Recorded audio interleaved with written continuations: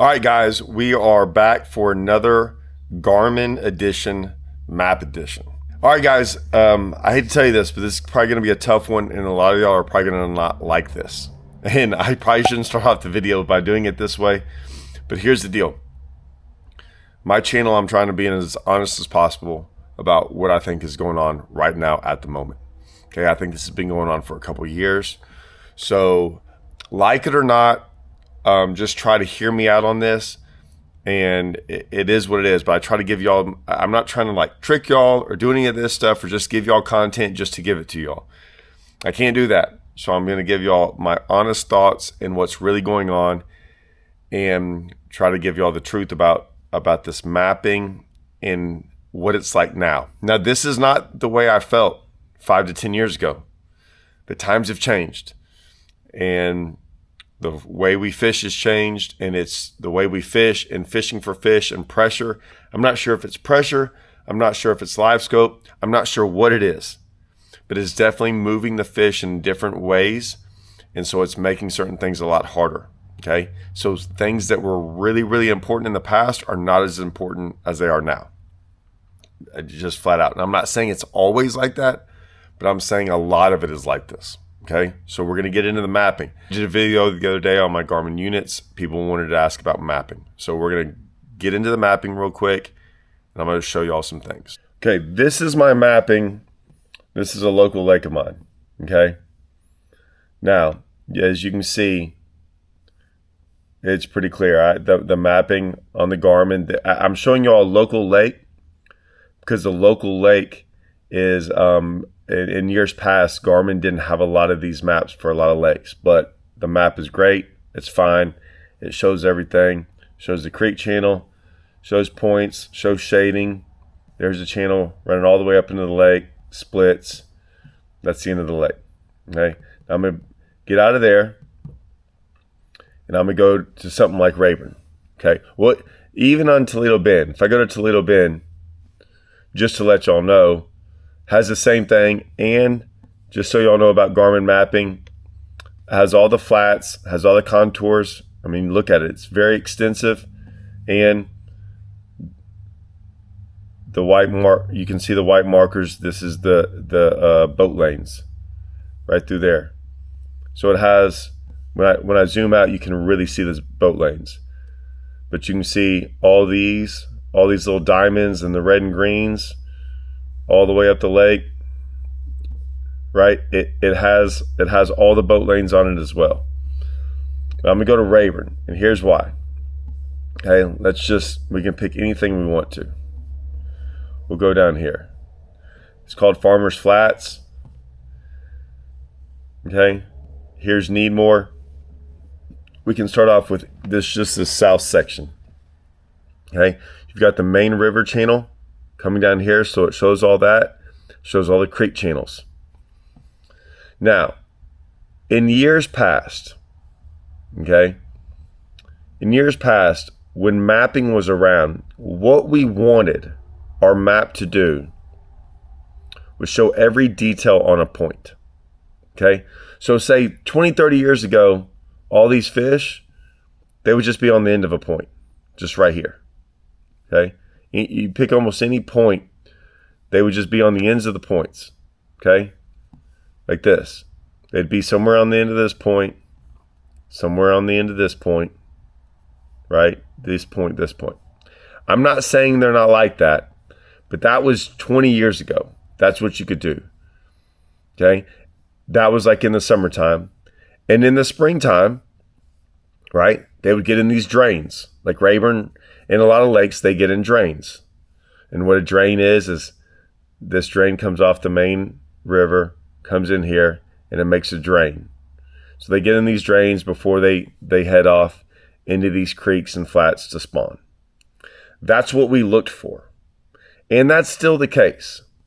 But then over years, and you've got roadbeds and stuff, but over years, what had happened was when mapping first came out, most of these points were very hard to find. Like you could find the obvious point from the land.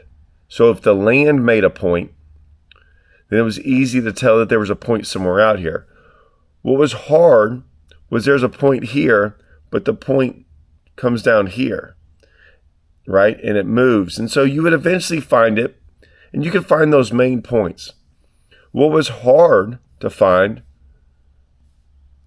were high spots and points out here on this flat, because it's just wide open water, okay? But even when we go back to these points, and I'm going to go back to the one that I showed you right here, what we started realizing, they stopped getting on the ends of these points, and they get in little variations, right? They'd get in little spots here or a little dip in this point, and they would move. They still wanted to stay on this point, but pressure from us, is what I believe, started moving these fish to other places on the point.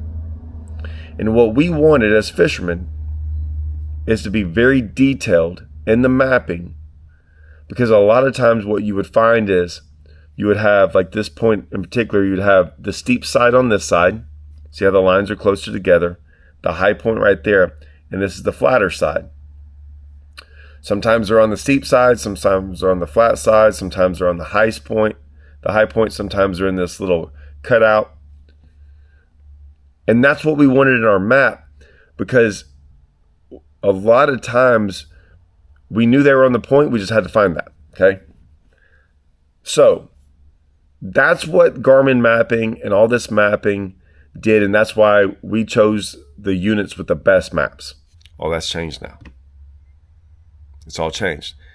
Side imaging came around, and when side imaging did is it allowed us to view things on the point. So even if we couldn't find fish on the point, say they were still there, but side imaging doesn't always just show the fish, right? It shows sometimes schools of fish, but sometimes if it's one or two fish, it's not picking stuff up like that all the time, and or there's stumps on there, there's brush piles, things like that. So then we started using our side imaging to do that. And that came along, okay? I'll be honest with you. When Livescope came, it changed all my views on mapping and side imaging. It didn't make it irrelevant, but it made it to where I didn't need my mapping to be as good. Now, the crazy part is the mapping just keeps getting better. But that's not the case, in the sense of I don't need that anymore because of Livescope. Because at points of time, we were looking for schools of fish, things like that. It is very hard to find schools of fish anymore. It's very difficult to do that, especially on lakes that have tournaments on there. So the more tournaments they have, good chances are they have more people that are live scoping and doing that way of fishing. And if you watch people aren't out there going after big schools of fish, because they're so hard to find now, a school of fish. What they're going after as individual fish. When we come back to our map, it's great that it has all this. It has all these little definitions. It's great that it has all that. But in all honesty, I'm just telling you all this. I don't need all this great mapping of all these contour lines. Because if I think they're on this point, I'm just going to pull up here and I'm going to live scope around this entire point until I find them. And it might only be one fish. It might only be two or three big. It might be one stump right here that has nothing to do with mapping, has nothing to do with anything, because in my opinion, these fish don't set up like they used to because of the pressure. So my mapping now is gone the complete opposite. I don't look for all these perfect contour. I don't care about these perfect, precise contour lines. Garmin has them, but I'm not worried about that. I'm just looking at this as one big point. And if I touch down right here, right, I stop my boat right here and I come right there and I start looking around, I can cover this entire point in less than about 2 minutes. And I can tell whether there's stumps, brush, anything. I'm not worried about the contour line because I'm just looking for a fish or structure. I can do that with Livescope. Now you're probably asking yourself, I don't have Livescope. I understand that. However, it's irrelevant whether you have Livescope or not. Here's why. Everyone else does. And the problem is is that since everyone else does, that's changing the fish. It just is. And so I look at it differently now, is that I'm looking at it from like the very, very old school ways where I need very few contours. I just need to know where points are, creek channels are, and where like river channels, road beds, things like that. Very obvious places. I'm looking for like very obvious things that are coming together, and it's putting me in an area with a lot of fish. That's what I'm looking for, an area with a lot of fish. I'm not looking for this specific cast to make anymore. That's just hard to find. Now, again, Garmin has all that. It shows all that. And there's certain places you can still get away with doing this. But that's not what I'm looking for when I'm looking for fish. Now, what am I looking for? Let's go to Lake of the Ozarks. Okay, I was just at Lake of the Ozarks the other day. Go up. I'm guessing it's right. Just Lake of the Ozarks? Or Table Rock? That's Table Rock. I missed it by a little bit. There we go. Lake of the Ozarks. My bad. I don't fish all the way over here, right? But on a lake like this, it does help. At times, your mapping is going to help. So here, I look at river channels. I think the river channel is very important. I'm watching the river channel. I watches where it touches certain parts of the lake. So it touches this part of the lake on this side. It touches right here. Right, it goes all the way down here. Touches all there. See, a lot of my waypoints where I have fish is where the river channel touches the bank. There's a great example right there. Right? Comes over here, have waypoints all right there. Touches over there.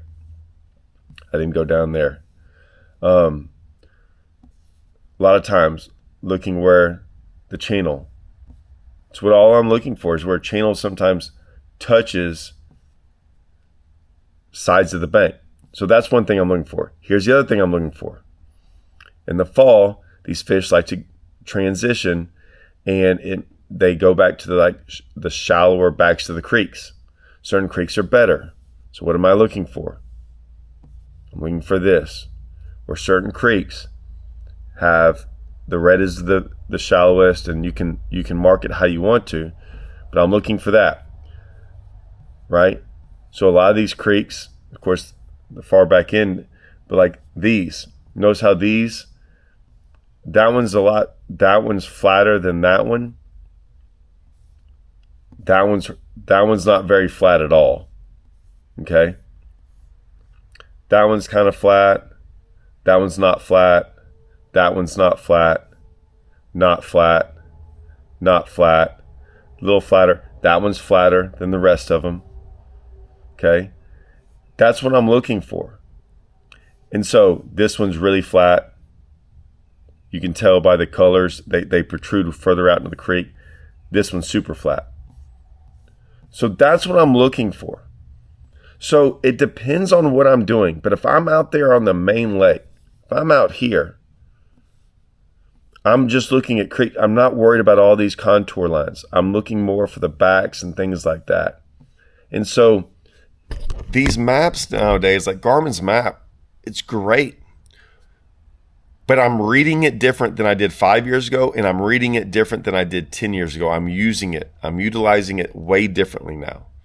And so certain times of the year I'm using the contour lines. Other times it's flip-flopped. The times in the springtime or the times in the fall, the times I'm in shallower water, I cared less about the contour lines. But now I use that more. And the contour lines I cared about the most back in the day was the ones out there on the flats, the ones that were hard to understand, the ones that I needed visuals to put me in the right spot. With Livescope, I don't care about those as much anymore, because it seems like that's getting hit so hard these days that those fish, it's very hard to pinpoint where those fish are out there. Video might be hard for some and might not like it, but sometimes you need to hear the truth. That is the truth. I'm not saying you can't catch fish off of the map and use it, but it's definitely being utilized by other people, and we're using it this way. And so we're putting a lot of pressure on those deep fish. And so we're moving them. There's no doubt we are definitely moving them, and we're moving them off of places that don't even, it's not that they don't make sense, but it's very hard to sit there and go pattern them and go, well, I can go here, here, here, and here because it looks the same on the map. Times you can do that, but a lot of times that's irrelevant. And so I'm just looking at for a base now to where my contour lines I'm not worried about as much. Looking at as a base, going, let me get there, use my Livescope to look around more. I think a lot of guys are doing that. It's changing things. So that's the way we look at maps. And I'm telling you, in 5 years, we might look at them totally different. Things might come out, the way we utilize them. From what I've seen in fishing, nothing stays constant. It's always changing. And so we will always view this stuff and look at it and change with it. It's the best way to stay on top of the fish. I hope this helps. I know some of y'all aren't going to like this, but hey, look, if you don't like it, I get it. But sometimes the truth, it's hard to hear. But that is the truth. All right. See you guys.